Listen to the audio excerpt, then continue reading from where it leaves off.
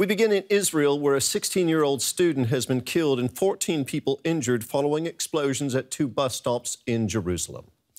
Israel's security minister has described the explosions as attacks. The militant Palestinian group Hamas praised the blasts as a special operation, but stopped short of claiming responsibility. The 2 explosions happened half an hour apart at 2 bus stops, a short distance from each other.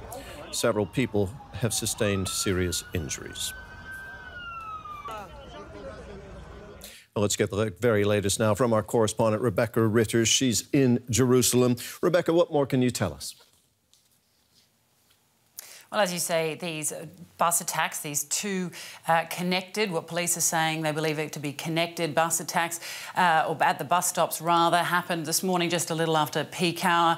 As you mentioned, there's several casualties. We're talking about 18 people injured. 1 person has been confirmed to have died, and that person has been identified as a 16-year-old Canadian yeshiva student studying here at a yeshiva here in Jerusalem.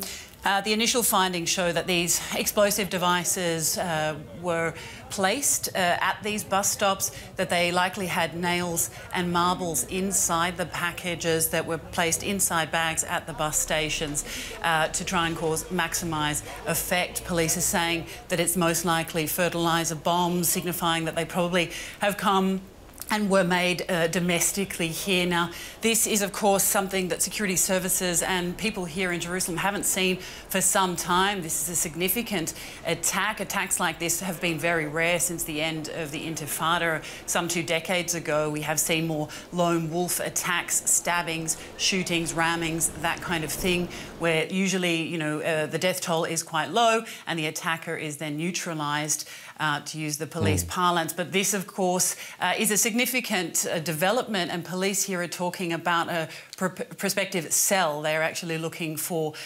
several militants. They believe it's coordinated and are calling this a terror attack. 3 suspects have been detained so far, and police are sweeping the city. All public transport has been stopped, buses are being inspected, and sniffer dogs are out in the city. OK, so you say that there are suspects already in custody. Has anyone claimed responsibility, Rebecca? No, there's been no claim of responsibility yet, Terry. As you mentioned, Hamas did praise these attacks. The Islamic Jihad have also come out in praise of these attacks, but no group has yet claimed responsibility. As I mentioned, police do believe, though, this is a coordinated attack as opposed to a lone wolf attack, and that they are investigating a prospective cell here, you know, that they're investigating that. It's, yeah, as a significant attack. As I mentioned, you know, very few bus attacks like this have been taking place since the end of the Intifada. This has all the hallmarks, though, of those attacks that we saw during that time. And the big question here, Terry, today is whether or not this is the beginning of a new wave of terrorism. Of course, we are waiting for the new government to be formed. We're expecting that in the next day or 2, and it will be the country's most right-wing government. So tensions here in the country very high. Rebecca, thank you so much. Our correspondent, Rebecca Ritters, in Jerusalem.